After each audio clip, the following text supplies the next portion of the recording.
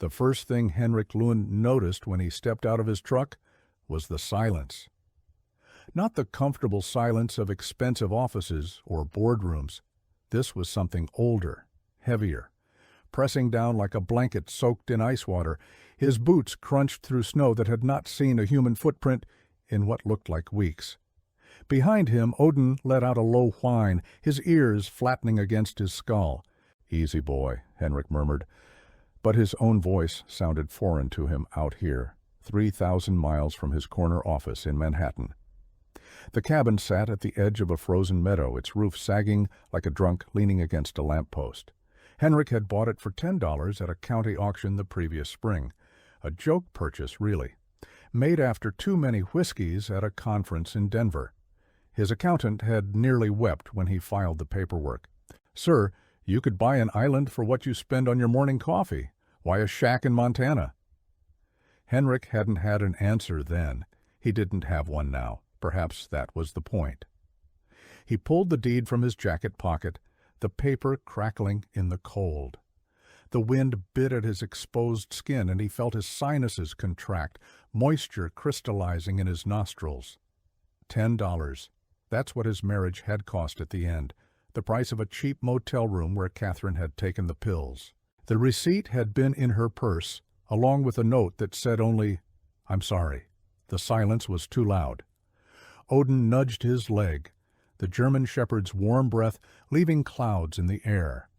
Henrik reached down to scratch behind the dog's ears, feeling the familiar scarred tissue where Odin had been burned during a rescue mission 3 years ago.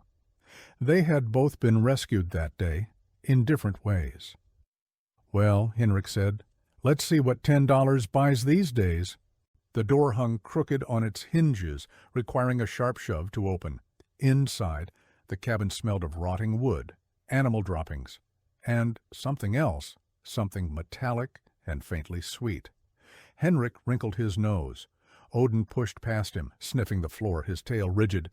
The main room was small, perhaps 12 feet by 15, with a stone fireplace that had partially collapsed on one side. Broken furniture littered the floor. A 3-legged table, chairs reduced to kindling, the rusted skeleton of a bed frame. Someone had spray-painted the walls at some point, not graffiti exactly, but strange symbols that made Henrik's stomach tighten for reasons he couldn't articulate. "Hello," he called, feeling foolish. "Anyone here?" Silence. But Odin was not silent. The dog had frozen near a door at the back of the room, his hackles rising in a ridge along his spine. A growl rumbled from deep in his chest. Not aggressive, Henrik realized, but something more like grief. "Odin, what is it?" The dog looked back at him, and Henrik would later swear those brown eyes held something close to tears. He pushed open the back door. The cold hit him first, a wall of frozen air that stole the breath from his lungs. Then his eyes adjusted to the blinding white of the snowfield behind the cabin, and he saw her. She was hanging from the low branch of an oak tree, suspended about 4 feet off the ground by ropes tied around her wrists. Her body hung limp, her bare feet blue, her thin cotton dress, white stained with something darker, plastered against her skin by frost. Ice crystals had formed in her hair, glittering like terrible diamonds. Henrik's heart stopped, literally stopped. He felt the mist beat like a punch to the chest. No. He was running before he finished the word, his boots slipping in the snow. Odin barked once, sharp and urgent. Henrik reached the girl, God, she was just a child, 17 at most, and wrapped his arms around her waist, lifting to relieve the pressure on her wrists. Her skin was ice against his face, and he could feel her ribs through the thin fabric. "Hold on," he gasped. "I've got you." He fumbled for his knife with one hand, sawing at the frozen rope. The blade was sharp, a gift from his late father, the only thing the old man had ever given him worth keeping, but the rope was thick, and the cold made his fingers clumsy. Odin circled them, whimpering. The first rope snapped. The girl's arm dropped, and Henrik caught her before she could fall. She weighed almost nothing. He cut the second rope and lowered her gently into the snow, brushing ice from her face. She was beautiful, even in death. High cheekbones, full lips, now tinged with blue, dark hair that might have been brown or black beneath the frost. Her eyes were closed, lashes frosted white. Henrik pressed 2 fingers to her throat, praying to a God he had stopped believing in when Catherine died. Nothing. "Come on," he whispered. "Come on, come on, come on." He shifted his fingers. Nothing. And then, faint, impossibly faint, a flutter, a whisper of a pulse, thin as spider silk. "She's alive." Henrik stared at Odin, his voice cracking. My God, she's alive. He stripped off his jacket, wrapping it around her. She couldn't have been out here more than a few hours, any longer, and not even Montana's brutal cold could have left life in her. But that meant someone had put her here recently. Someone had driven to this cabin, tied this girl to a tree, and left her to die.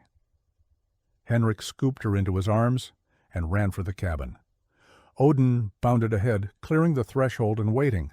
Henrik kicked the door shut behind him and laid the girl on the cleanest patch of floor he could find, near the collapsed fireplace.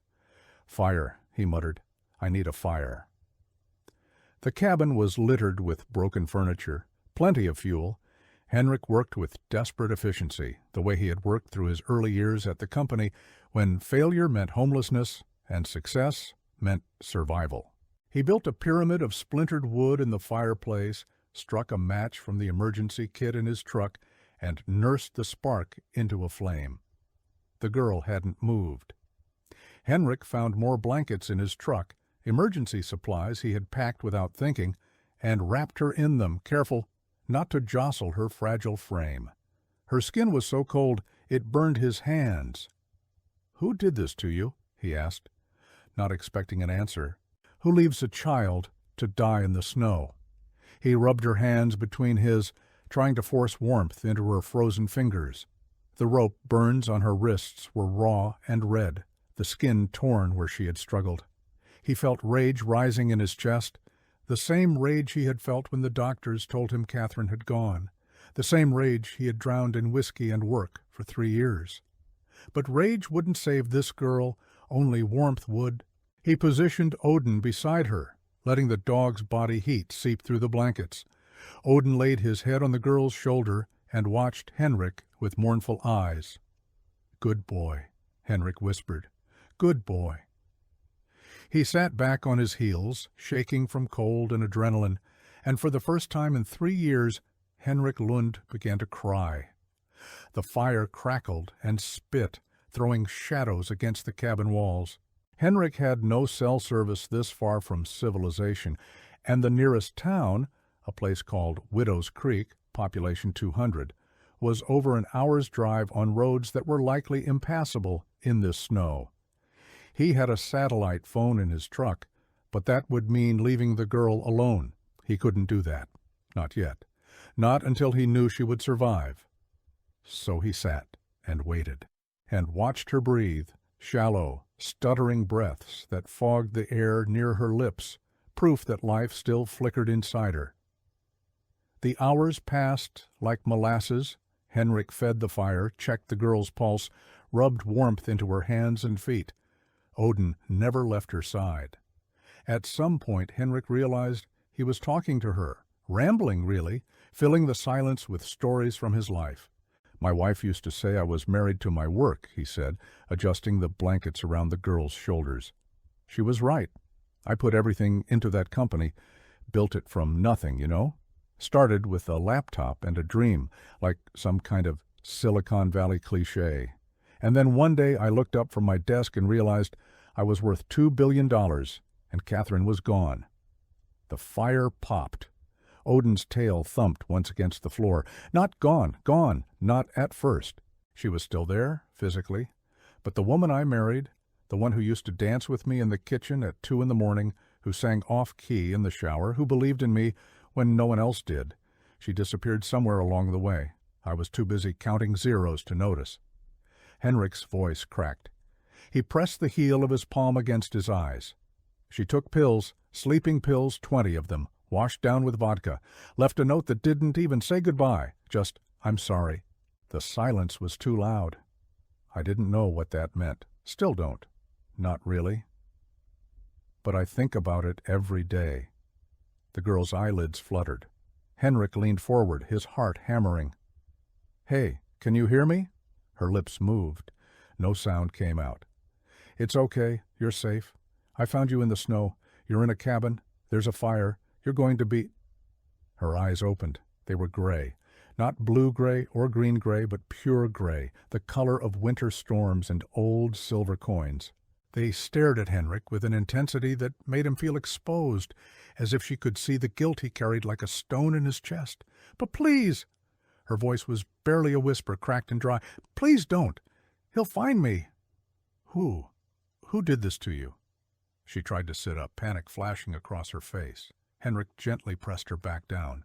"Easy, easy. You're hypothermic. You need to stay still, stay warm." "You don't understand." Tears spilled from those gray eyes, freezing on her cheeks almost immediately. "He always finds me, always. He said if I ran again—" "Who is he?" She shook her head, a violent motion that made her whole body tremble.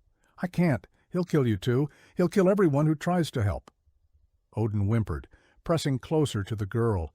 She looked down at him, and something in her face softened, just for a moment, a crack in the armor of terror.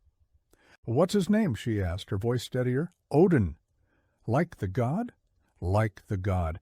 He was a search and rescue dog, best in the state, until—" Henrik paused, the memory still raw.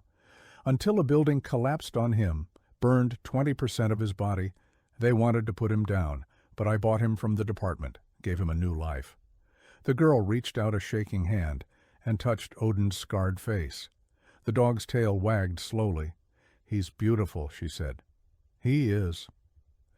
"My name is Lena." She pulled her hand back, wrapping her arms around herself beneath the blankets. "Lena Kowalski. I was a junior at Lincoln High in Kalispell. Before." "Before what?" Lena closed her eyes. "Before my stepfather decided I was worth more to him, dead, than alive." Henrik's blood ran cold. "Tell me everything." She spoke in fragments at first, shattered pieces of a story that Henrik had to assemble like a broken mirror. Her mother had died when she was 12. Ovarian cancer, diagnosed too late, gone within 3 months. Her father had remarried quickly, too quickly, Lena said, though she hadn't understood at the time. "Robert seemed nice at first." Lena's voice was flat, drained of emotion. "He bought me presents, took us on trips, made my mom smile. I thought—" She swallowed. "I thought he loved us." But Robert Kramer was not a nice man. Robert Kramer was a monster wearing a human mask, a predator who had targeted Lena's mother precisely because she had a daughter. It started small. Lena pulled the blankets tighter, her knuckles white. Comments about my clothes, how I was developing, how I was becoming a woman. I didn't understand what it meant. I was 13. Henrik felt his hands curl into fists. He knew where this story was going, had seen its echoes in news reports and courtroom transcripts, and the hollow eyes of trafficking victims his company's foundation had tried to help. But hearing it spoken aloud by this shattered girl in a ruined cabin made it real in a way statistics never could. "Then my mom got sick," Lena's voice cracked, "and I was alone with him, every night, for months." Henrik didn't ask for details. He didn't need them.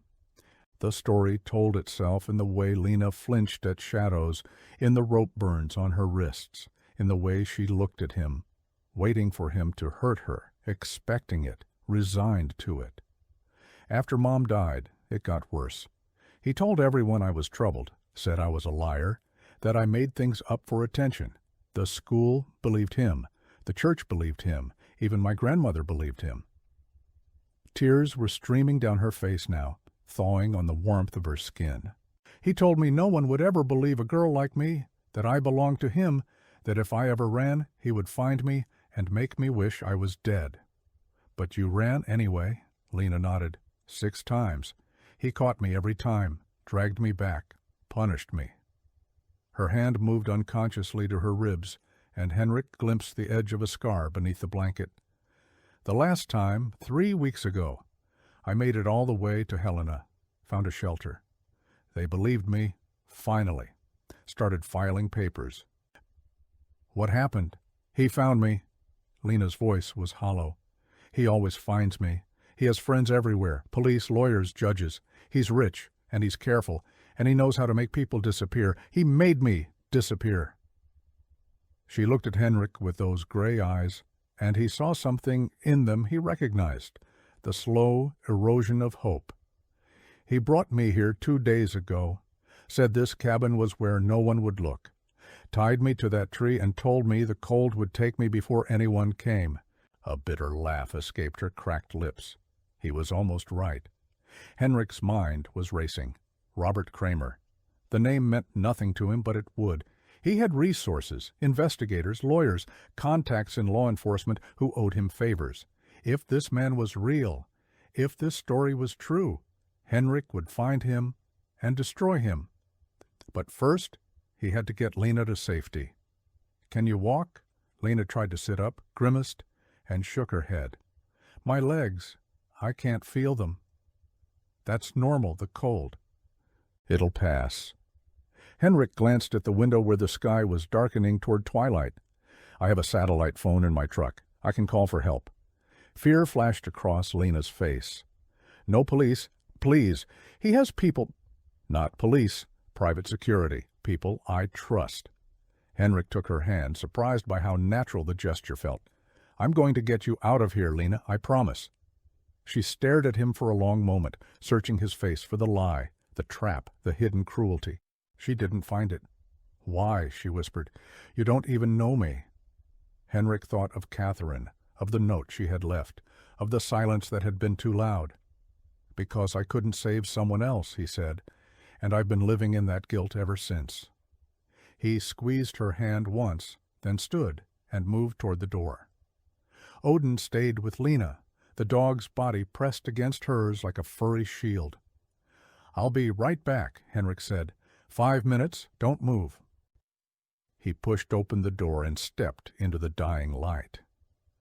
The snow had stopped, but the cold had deepened, biting at his exposed skin like a living thing.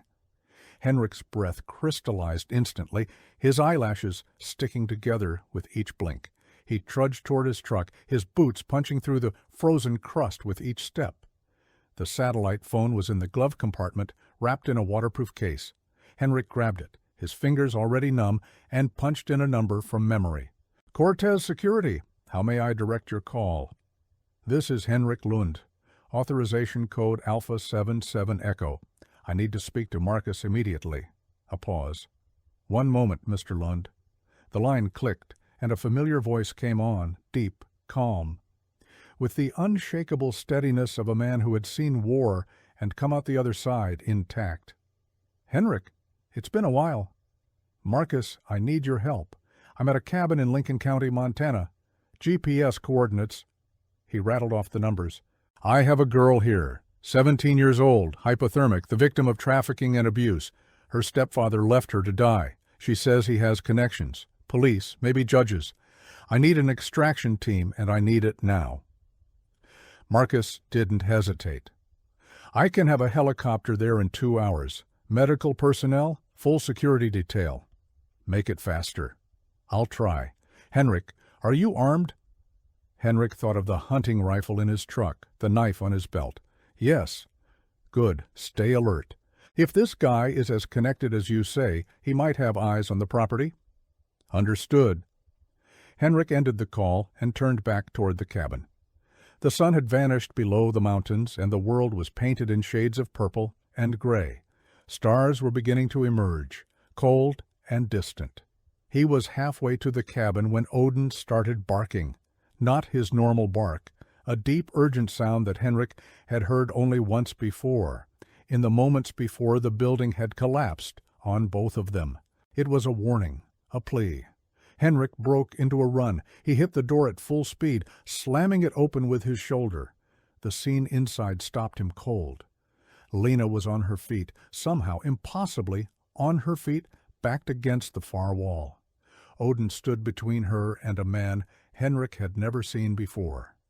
The man was tall, well-dressed despite the setting, with silver hair and the kind of handsome, distinguished face that graced charity galas and Fortune 500 boardrooms. He was holding a gun, a small automatic, pointed directly at Odin's head. "Ah," the man said, his voice smooth and cultured. "You must be the Good Samaritan. I was wondering when you'd show up." Henrik's hand moved toward his knife. "I wouldn't." The man shifted his aim slightly, the gun now pointed at Lena.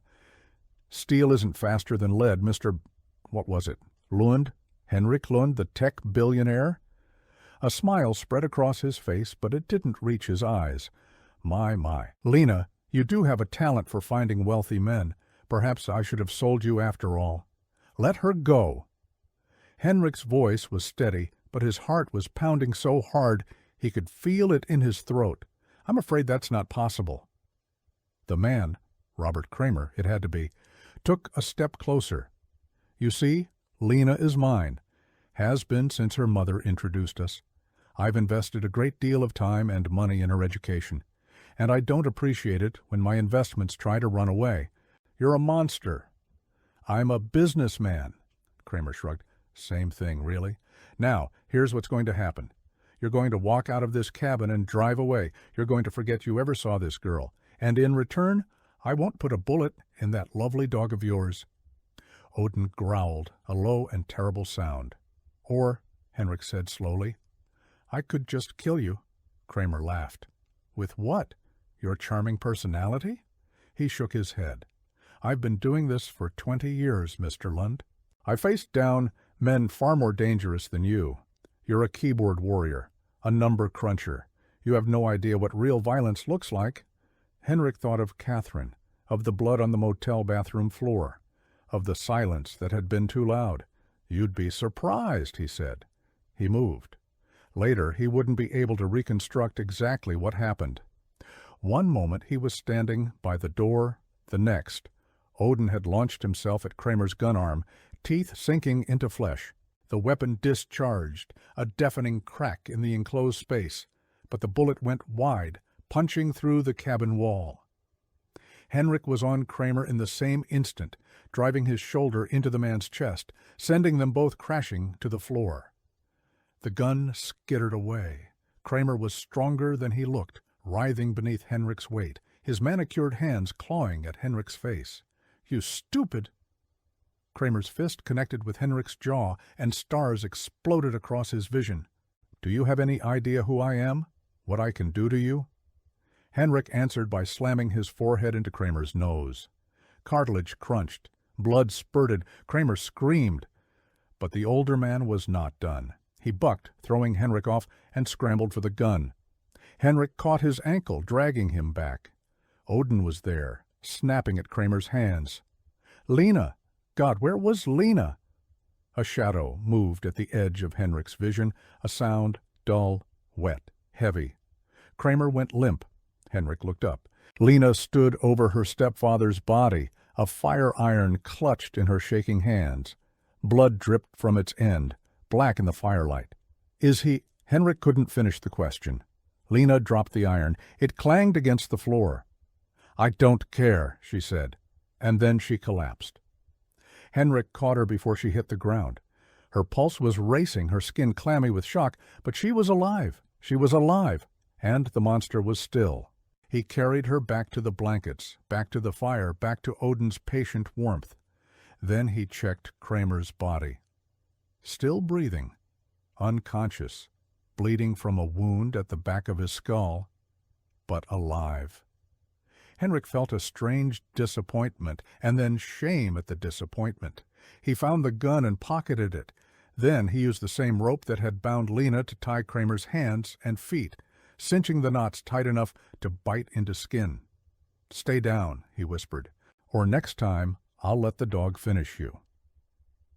The next 2 hours were the longest of Henrik's life. He sat with Lena by the fire, her head on his shoulder, Odin at their feet. She drifted in and out of consciousness, murmuring things he couldn't understand, fragments of prayers, perhaps, or memories too painful to speak aloud. Kramer didn't move. Henrik checked him every few minutes, half hoping the man would stop breathing, half grateful that he didn't. Death would have been easy. Justice would be harder, but justice was what Lena deserved. When the helicopter finally arrived, a black shape descending through the darkness, its searchlight turning the snow to fire, Henrik felt something loosen in his chest, something that had been wound tight for 3 years. Marcus jumped out before the rotors had fully stopped, flanked by 2 medics and a security detail. His dark face was grim as he took in the scene, the cabin, the bound man, the shivering girl. Jesus, Henrik, you weren't kidding. I never kid about monsters. The medics took Lena, wrapping her in thermal blankets, starting an IV, lifting her onto a stretcher. She grabbed Henrik's hand as they carried her toward the helicopter. "Don't leave me," she whispered. "Please, don't let him take me again." Henrik squeezed her fingers. "Never. You're safe now. I promise." He watched them load her into the helicopter, then turned to Marcus. "The man on the floor, Robert Kramer. I want him alive, conscious, and very aware of what's coming for him." Marcus nodded. "I'll make some calls. If he's as connected as you say, we'll need to be careful." "I don't want careful." Henrik's voice was cold. "I want thorough. I want every judge he's bribed, every cop he's bought, every victim he's silenced. I want his entire empire burned to ash and scattered to the wind." Marcus studied him for a long moment. "This is personal." "Yes?" "Why?" Henrik looked at the helicopter, where Lena was visible through the window, a medic adjusting her oxygen mask. "Because I couldn't save my wife," he said, "and I've been looking for a way to make that right ever since." Marcus didn't answer. He didn't need to. The weeks that followed were a blur of interviews, investigations, and impossible revelations. Robert Kramer, it turned out, was far worse than even Lena had known. He was the hub of a trafficking network that spanned 3 states, with connections to organized crime syndicates in Eastern Europe. 27 victims were identified in the first month alone. Girls who had disappeared, been written off as runaways, forgotten by a system that was designed to protect them. Lena's testimony was the key that unlocked it all. She spoke for hours, days, weeks, pouring out the poison that had been festering inside her since she was 13 years old. Psychologists called it catharsis. Henrik called it survival. He was with her for every session. Not in the room, she needed space, needed control, but nearby, waiting, watching, making sure she knew she wasn't alone. Odin never left her side. The trial was a media circus. Kramer's lawyers tried everything: character assassination, technical objections, even a ludicrous insanity plea. None of it mattered. The evidence was overwhelming, the testimony devastating, the verdict inevitable. Guilty on 47 counts. Sentenced to 3 consecutive life terms without the possibility of parole. When the judge read the sentence, Lena didn't cry, she didn't smile, she simply nodded, as if confirming something she had known all along. Later, outside the courthouse, she turned to Henrik. "Thank you," she said, "for believing me." "Thank you," he answered, "for surviving." She hugged him then, the first real embrace she had offered anyone in years. Henrik felt her ribs beneath his hands, still too prominent, still healing. But she was here. She was alive. She was free. "What happens now?" she asked. Henrik looked at the sky, blue and cloudless, impossibly bright after the darkness of the trial. "Now," he said, "we start living." It was 6 months later when Henrik returned to the cabin. He went alone this time. Odin was with Lena, who was starting her senior year at a private school in Vermont, surrounded by counselors and friends, and the kind of support she had never known. She was thriving, slowly, painfully, beautifully. The cabin looked different in summer, smaller somehow, less threatening. Henrik had hired a crew to fix the roof and rebuild the fireplace, but the bones of the place were the same: weathered wood, crooked door, strange symbols on the walls that still made his stomach tighten. He walked to the oak tree where he had found Lena. The rope was gone, of course, cut away, burned, forgotten, but the branch remained, scarred where the fibers had dug into the bark. Henrik pressed his palm against the wound. "I'm sorry," he said. Not to the tree, to Catherine. To all the girls he hadn't saved, couldn't save, would never know about. To himself. The wind rustled through the leaves, and for a moment, just a moment, Henrik could have sworn he heard someone whisper back, "It's okay." He closed his eyes. When he opened them, the sun was setting, painting the meadow in shades of gold and crimson. Henrik took a deep breath, filling his lungs with the scent of pine and grass and possibility. Then he turned and walked away. The cabin would always be here, a reminder of what had happened, what had almost been, what was avoided. But Henrik Lund was done with ghosts. He was done with guilt. He was done with silence. He had a life to live, and this time he was going to live it. The drive back to the main road took an hour, winding through forests and meadows that seemed to go on forever. Henrik drove slowly, savoring the landscape, the quiet, the peace. His phone buzzed. A text from Lena. "Odin caught a squirrel today. He's very proud of himself. Miss you?" "Elle?" Henrik smiled. A real smile, the kind that crinkled the corners of his eyes and made his whole face lighter. He typed back, "Tell him I'm proud too. See you next week. H." The sun dipped below the horizon, and the first stars began to emerge. Henrik rolled down his window, let the cool evening air wash over him, and kept driving. Home was waiting. 2 years later, on a clear September afternoon, Henrik stood at the edge of a stage in a community center in Kalispell, Montana. The room was packed, survivors, advocates, journalists, politicians who had once looked the other way and now scrambled to be seen on the right side of history. Lena stood beside him, radiant in a blue dress that matched her eyes, gray-blue now, Henrik had noticed, as if her healing had changed the very color of her gaze. She was 19, a freshman at Columbia, studying criminal justice with a minor in psychology. She was going to save the world. Henrik had never been more certain of anything. "Ladies and gentlemen," the MC said, "please welcome Lena Kowalski and Henrik Lund, co-founders of the Silent Voices Foundation." Applause thundered through the room.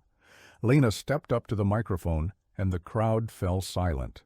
"3 years ago," she began, her voice steady, "a man I trusted left me to die in the snow. He thought the cold would silence me. He thought no one would come. He was wrong." She paused, her eyes finding Henrik in the crowd. "A stranger found me. A man who had no reason to care, no reason to risk his life, no reason to believe a girl he had never met. But he did. He believed me, he saved me, and then he helped me save others." Tears were streaming down faces in the audience. Henrik felt his own eyes burning. The Silent Voices Foundation exists because Robert Kramer was not unique. There are thousands of men like him. Men who prey on the vulnerable, who exploit the broken, who silence the voices that try to speak out. But there are also thousands of men like Henrik Lund, men and women who refuse to look away, who run toward the fire instead of from it, who believe that every voice matters, no matter how small, no matter how scared. Lena's voice rose, ringing through the room. "We are the Silent Voices, and today we are silent no more." The applause was deafening. Henrik stepped forward, wrapping an arm around Lena's shoulders. She leaned into him, and for a moment they simply stood there, two survivors, two broken people, made whole by saving each other. Later, after the speeches and the handshakes and the donations, Henrik found himself alone on the community center's back porch. The sun was setting, painting the sky in shades of fire and gold. Odin trotted up beside him, his muzzle now streaked with gray. Henrik scratched behind the dog's ears, feeling the familiar scarred tissue. "We did good, boy," he murmured. "We did good." Odin wagged his tail. Lena appeared in the doorway, her heels clicking against the wood. "Henrik, there's a reporter who wants to talk to you. Something about Forbes' Heroes of the Year list." Henrik shook his head. Tell them I'm not a hero. I'm just a guy who bought a cabin for $10 and got more than he bargained for." Lena smiled, that rare, genuine smile that still took his breath away. That's exactly what a hero would say. She turned and went back inside. Henrik watched her go, his heart full of something he couldn't name. Not pride exactly, not happiness, something bigger, something better. Hope. He looked out at the sunset, at the mountains rising purple against the evening sky, at the world that was broken and beautiful and full of people who needed saving. "Sometimes," he said quietly, "the things we buy for nothing cost us everything. And sometimes," Odin nudged his hand, "sometimes they give us everything back." The sun slipped below the horizon, and Henrik Lund, who had once been lost in the silence, finally found his way home.